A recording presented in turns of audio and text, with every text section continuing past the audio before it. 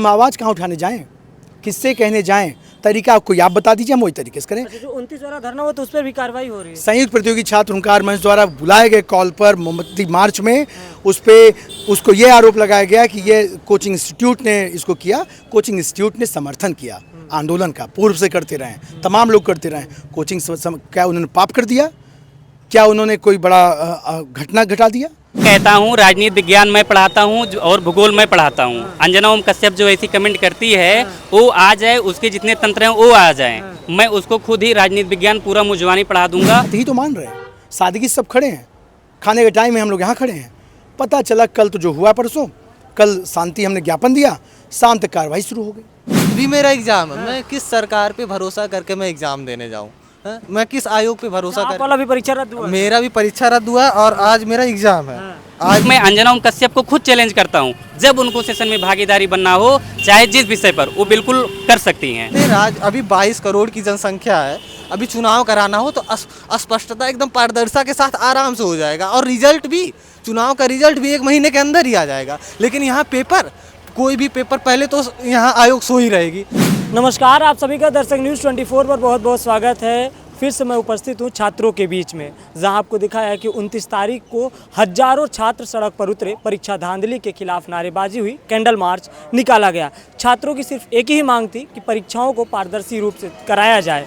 पहले नीट की परीक्षा लीक होती, उसके बाद रद्द कर दिया जाता है। यूपी SSSC द्वारा आयोजित लेखपाल परीक्षा में धांधली के आरोप लगते हैं। कल यानी 30 तारीख को NTA के द्वारा ही आयोजित CUET की परीक्षा में भी देरी से शुरू हुई धांधली का आरोप लगा और गड़बड़ी के आरोप लगे। मेरे साथ कुछ छात्र हैं, इन्हीं से बातचीत करेंगे और जानने का प्रयास करेंगे आज इकट्ठा क्यों हुए और परीक्षा में धांधली को लेकर के क्या सोचते हैं, किस लिए इकट्ठा हुए हैं और जिस तरीके से आप लोग आरोप लगा रहे हैं कि परीक्षा पारदर्शी रूप से नहीं हो रही है, उस पर क्या कहना चाहेंगे? हम मानते हैं कि अगर परीक्षा पारदर्शी कराया जा रहा है तो उसकी CCTV फुटेज जो सोशल मीडिया पर चल रही है, उस संस्थान का सुबह 5 बजे के बाद से लेकर के 5 बजे से लेकर के 3 बजे तक की जो CCTV फुटेज है उसको रिलीज कर दीजिए।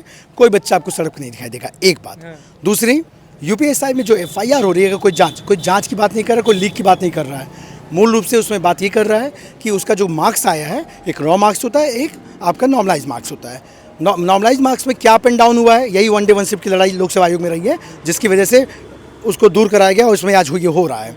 तो उसको मार्क्स दे दो, मार्क्स ही तो मांग रहा है। अच्छा, आपने चोरी अगर नहीं की है या कोई गलती नहीं की है तो मार्क्स बता दो बच्चों को, कोई नहीं कुछ बोलेगा।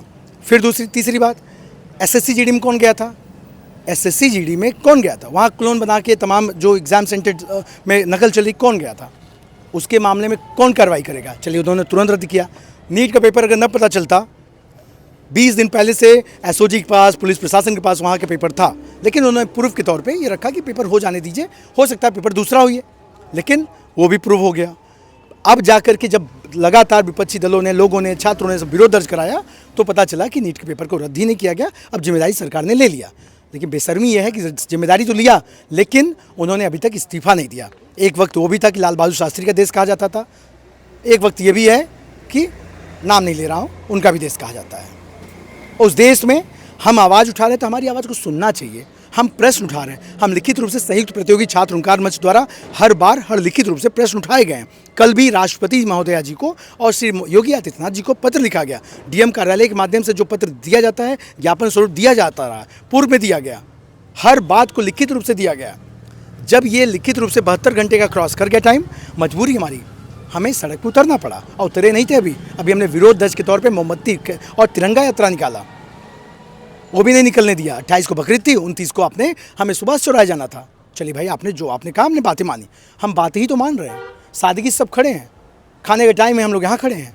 पता चला कल तो जो हुआ परसों, कल शांति हमने ज्ञापन दिया, शाम तक कार्रवाई शुरू हो गई। सारे शिक्षकों को बुलाइए, वार्ता करिए, लॉ एंड ऑर्डर मेंटेन रहना चाहिए, कोई गड़बड़ी नहीं होनी चाहिए। हम भी चाहते हैं, हम भी आपके साथ कंधे से कंधे मिला के। हम आवाज़ कहाँ उठाने जाएँ, किससे कहने जाएं, तरीका कोई आप बता दीजिए, हम वही तरीके से करें। अच्छा, जो 29 वाला धरना हुआ तो उस पर भी कार्रवाई हो रही है। संयुक्त प्रतियोगी छात्र हुंकार मंच द्वारा बुलाए गए कॉल पर मोमबत्ती मार्च में उसको ये आरोप लगाया गया कि ये कोचिंग इंस्टीट्यूट ने इसको किया। कोचिंग इंस्टीट्यूट ने समर्थन किया आंदोलन का, पूर्व से करते रहे, तमाम लोग करते रहे। कोचिंग क्या उन्होंने पाप कर दिया? क्या उन्होंने कोई बड़ा घटना घटा दिया? अरे भाई, उन्होंने बातें रखी, अपनी बातों में समर्थन दिया और आपकी बात को माना। हम श्री चंद्रशेखर आज़ाद के मूर्ति प्रतिमा तक वहाँ तक गए, वहाँ पे आंदोलन समाप्त करके 12 तारीख की डेट घोषित किया, 12 जून को, कि भैया आपका पुलिस की परीक्षा आगामी लगी है, हमें डिस्टर्ब नहीं करना है। आज भी परीक्षा है, आज भी बीएड का चल रहा है, जीडीसी की परीक्षा चल रही है, एक दिन में 2 बड़ी परीक्षाएँ कराई जा रही हैं। हर चीज़ को लेकर लोक सेवा आयोग हो, UPSSC हो, चाहे शिक्षा सेवा चला, बिना पत्राचार के हम सड़क पे कभी नहीं आए हैं। पूर्व के आंदोलन लोक सेवा आयोग पे भी 3 महीने से लगातार पत्राचार, कोर्ट में तारीख पे तारीख, सड़क पे पत्राचार। आखिर कब तक? कोई रास्ता आप बताइए। हम पूछना चाहते हैं इन्हीं प्रशासनिक अधिकारियों से। अभी मुझे कॉल आ रहा है, मिलना चाहते हैं, मैं मिलूंगा। मैं एकदम खुला दिल, गांधी के तौर पे, गांधी के मार्ग पे चलता हूँ, पूरा रास्ता जानता हूँ गांधी के। उन्हीं के मार्ग पे मैं हर चीज़ को एकदम संवैधानिक दायरे से लेकर चलना चाहता हूँ। कहीं मुझसे गलती हो गई, उसको बताइए, पंकज आपने गलत किया, मैं उसको मानने को तैयार हूँ। कोई मैं किसी बच्चे को ये फलाना पार्टी से आए, फलाना राजनीतिक दल से, वो बताइए। पंकज का कोई राजनीतिक दल हो, ये बताइए। कोई दल नहीं है। मैं स्वतंत्र, छात्र हित हो, लोक हित हो, सामाजिक हित हो, हर तरह के सवालों पे खड़ा रहता हूँ, लड़ता हूँ, खड़ा होता हूँ, और जो संवैधानिक दायरा है उसमें काम कराता हूँ। आखिर इसमें हमारी गलती क्या है? हमारा सवाल उठाना गलत है तो इसका मतलब ऐसा कर दो, एक जैसे टेंडर निकलता है, पदों का टेंडर निकाल दीजिए, बच्चे 10-20 लाख रुपए लाए, अपना पोद ले, जो जितना पैसा देगा उतना लेके चला जाएगा।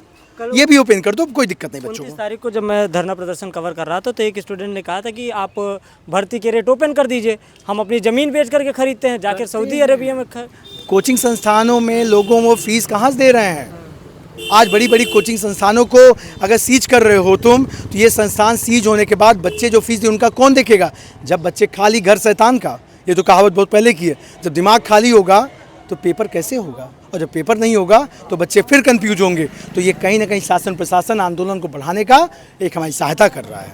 आप भी मानते हैं कि परीक्षाएं जो है वो पारदर्शी रूप से नहीं हो पा रही है? बिल्कुल नहीं हो पा रही परीक्षाएं अनावृत लीक हो रही हैं। चाहे पहले नीट हुआ, उसके बाद SSC GD हुआ, SI हुआ, फिर लेखपाल है, लगातार परीक्षाएं लीक हो रही हैं। और अगर यही इनका सिलसिला रहा, ये आगे भी लीक करते रहेंगे। समस्या ये है। 29 तारीख को आंदोलन हुआ, कैंडल मार्च निकला, आंदोलन नहीं था। उसमें क्या हुआ, हमारे जो गुरुजन समर्थन दिए थे उनके ऊपर कार्रवाई लोग शुरू कर दिए। अच्छा, उससे बच्चों में रोष बढ़ता जा रहा है। ये सोच रहे होंगे गुरुजनों पे कार्रवाई करके चार्जे ये आंदोलन दबा देंगे, लेकिन दबेगा नहीं। उससे बच्चों का रोष बढ़ता जा रहा है और ये आंदोलन और उग्र होता चला जाएगा जब तक ये बच्चों की जायज़ मांग मानेंगे नहीं। इसके पहले RO 2023, उसके बाद पुलिस, दोनों परीक्षा देखिए एग्ज़ाम कराए, इनको कराना पड़ा। शुरू में उसमें भी यही तरीका अपनाए थे कि लोगों पर कार्रवाई करना, लेकिन बच्चों के आगे इनको झुकना पड़ा था। और इस बार भी धांधली किए हैं, इस बार भी इनको झुकना पड़ेगा। परीक्षाओं में धांधली हो रही है? जी बिल्कुल, जो है आप जो है चाहे लेखपाल की परीक्षा देखेंगे, चाहे आप SI का कट ऑफ को लेकर देखेंगे, या जो है RO में भी जो देखेंगे आप, कहीं ना कहीं माइग्रेशन का मुद्दा उठता है, कहीं नॉर्मलाइजेशन का मुद्दा उठता है, कहीं कहीं आरक्षण का मुद्दा होता है। तमाम सारे मुद्दे जो है समय समय पर जो है उठते रहते हैं। जैसा कि जो है हम लोग अपने क्लास की ही बात करता हूँ कि बहुत सारे छात्र हैं पीड़ित रहते हैं, तो वहाँ पर जो उनके द्वारा जो व्यथा व्यक्त किया जाता है कि सर जो है वो भी गरीब किसान परिवार से जो है बिलोंग करते हैं, बहुत दयनीय स्थिति में उनके द्वारा जो है बच्चों के लिए पैसा भेजा जाता है। और जब उनको ये पता चलता है कि उनके द्वारा जो पेपर दिया गया है वो लीक हो गया है। अभी हाल ही में हमारे रूम के बगल में जो है एक भाई साहब रहते थे, उनकी आयु जो है 32 से 34 साल है। और जब उन्होंने देखा कि UPSI का कट ऑफ जो 160 क्वेश्चन में 148 क्वेश्चन चला गया, मतलब उनकी जितने इरादे थे, जितने सपने थे, टोटल के टोटल वहाँ पर जो है चकनाचूर हो गया। अभी आप देखेंगे हमारे घर का खुद एक व्यक्तिगत लड़का है जो है CUT का पेपर दिया था। व्यक्तिगत की बात ही छोड़िए, आप पूरे समाज की बात कीजिए, तो यहाँ पर देखेंगे कि CUT में ही बच्चों के मन में सस्पेंस आने लगा कि जो है हमारे द्वारा जो पेपर दिया गया है, क्या वो पारदर्शी तरीके से होगा, क्या वो ईमानदारी तरीके से होगा, क्या सत्यनिष्ठा तरीके से प्रशासन के द्वारा किया जाएगा। यही मुद्दा नहीं, आप LT ग्रेड में देखेंगे कि बहुत सारे बच्चों का जो है विषय चयन को लेकर कोई मिस्टेक हुआ था। वहाँ पर भी जो है देखा गया कि कोर्ट के द्वारा भी दोयम रवैया अपनाया गया। वहाँ पर भी आप लेखपाल में जो है देखेंगे पेपर वहाँ पर लीक हो गया। मतलब जो है आप बेरोजगारी देखेंगे, महंगाई देखेंगे, ग्रामीण स्तर पर किसानों का मुद्दा देखेंगे, मतलब गैस की समस्या देखेंगे। इस समय प्रयागराज में सबसे ज़्यादा कालाबाजारी का अगर देखेंगे कि जो है गैस का जो है चल रहा है। इतने सारे बच्चे यहाँ पीड़ित हैं। और UP टेट का मैं आपको मुद्दा बताता हूँ, मैं जो है खुद ही एक टीचर हूँ, मुझसे खुद सब लोग कहते हैं कि रुपेश सर जो है ये देखिए हम लोग का मुद्दा कोई उठाने वाला नहीं है। बताइए कि हम लोग की आयु जो है 40 साल हो गया, प्राइमरी में जूनियर में हम लोग जो है टीचर का काम कर रहे हैं। उसके अलावा हम लोग को UP टेट जो है कोर्ट के द्वारा कोर्ट के द्वारा अनिवार्य कर दिया गया। बताइए अब हम लोग जो है अपना पेपर इस समय दें कि बच्चों का भविष्य संवारने के लिए, परिवार का भविष्य संवारने के लिए हम लोग ये काम करें। और उधर परिवार, जिस बच्चे के परिवार जो है ग्रामीण किसान से बिलोंग करते हैं, सोचिए उनकी क्या दशा होगी कि जिनका बच्चा 10 साल से 15 साल से तैयारी कर रहा होगा जो है। तो इसलिए हमारी ये मांग है माननीय योगी जी से और जो है यहाँ पर प्रशासन से कि अगर कहीं पर भी कोई चुनाव संपन्न कराया जाता है तो उसमें सारा तंत्र लग जाता है और उसको सही समय पर और सही तरीके से करा दिया जाता है। तो यही प्रश्न है कि आप एक बच्चे का अगर पेपर करवा रहे हैं तो आप भी उसको पारदर्शी और ईमानदारी तरीके से कराइए, ताकि जो है समाज में एक विश्वसनीयता बना रहे। और जो ये इलाहाबाद में आप देखेंगे कि टीचरों के ऊपर वर्तमान समय में कार्रवाई हो रही है। आप मारूफ सर को देखेंगे, विवेक सर एग्जामपुर को देखेंगे, उनके द्वारा जो प्रोटेस्ट किया गया था हम लोग भी उसमें शामिल थे। लेकिन जो है अब ये सोचिए कि आप शिक्षा पर एक प्रहार कर रहे हैं। मतलब जो गुरुजन जो बच्चों के भविष्य को आगे बढ़ाने का काम करते हैं, आप उन्हीं को जो है वहाँ पर समाज को तोड़ने का कार्य कर रहे हैं। समाज को यहाँ पर धर्म, वर्तमान की स्थिति क्या देखेंगे, धर्म की राजनीति हो रही है, जात की राजनीति हो रही है, हिंसात्मक हो रहा है, बेरोजगारी का मुद्दा हो रहा है, पेट्रोल डीजल की महंगाई है, सोने चांदी की समस्याएं हैं, मतलब बहुत सारी समस्याएं आपकी हैं। इसलिए जो है मैं एक व्यक्तिगत टीचर होने के साथ साथ जो है मैं ये कहता हूँ कि सरकार जो है इस सारी काम को पारदर्शी और न्यायोचित तरीके से काम कराने का काम करे। एक बड़े चैनल का दमगा देने वाली, वो अपने आप को कहती है कि पूरे भारत का नंबर 1 चैनल है। उन्होंने कल एक शो किया और उस पर कहा कि कुछ यूट्यूब के टीचर जिनको 2 कौड़ी का ज्ञान नहीं है वो चले थे। कहीं ना कहीं वो जो इशारा था उनका बड़े यूट्यूब पे पढ़ाने वाले टीचरों का था। तो उसमें अभिनय सर मैथ्स ने भी रिप्लाई किया है, तो क्या कहना चाहेंगे? मैं कहता हूँ राजनीति विज्ञान मैं पढ़ाता हूँ और भूगोल मैं पढ़ाता हूँ। अंजना ओम कश्यप जो ऐसी कमेंट करती है वो आ जाए, उसके जितने तंत्र हैं वो आ जाएं, मैं उसको खुद ही राजनीति विज्ञान पूरा मुझवानी पढ़ा दूंगा। और संविधान की बात ही छोड़िए, मैं उसको संविधान के भाग 1 से शुरू करूंगा, संविधान के 22 भाग तक उसको मुझवानी मैं चैलेंज करता हूँ, चाहे जब उससे मुझसे कर ले। मैं वो कहता हूँ, मैं पीत पत्रकारिता नहीं करता हूँ उन लोग की तरह। अरे भाई पत्रकारिता आप कर रहे हो पारदर्शी तरीके से करिए, न्याय संगत तरीके से करिए। आप जो है आप ना तो यहाँ पर गरीबों की मुद्दा उठा रहे हैं, ना अशिक्षा की मुद्दा उठा रहे हैं, ना बेरोजगारी का मुद्दा उठा रहे हैं, ना किसी चर्चा को आप बढ़ावा दे रहे हैं। आप क्या कर रहे हैं भाई? आप स्टूडेंट के या टीचर पर प्रश्न उठाएंगे? आप पत्रकारिता करें तो आप पीत पत्रकारिता मत करिए, आप न्यायोचित पत्रकारिता करिए। तो इसलिए मैं अंजना ओम कश्यप को खुद चैलेंज करता हूं, जब उनको सेशन में भागीदारी बनना हो चाहे जिस विषय पर, वो बिल्कुल कर सकती हैं। उन्होंने 2 कौड़ी का कहा कि वो 2 कौड़ी का ज्ञान वही कह रहे हैं कि वो रुपेश वर्मा को खुद कर लें। मैं खुद एक टीचर हूं, वो खुद एक बार वो अपने सेशन में बुला लें कि उनको कितना ज्ञान है, वो इतने दिन से उनके पास अनुभव है।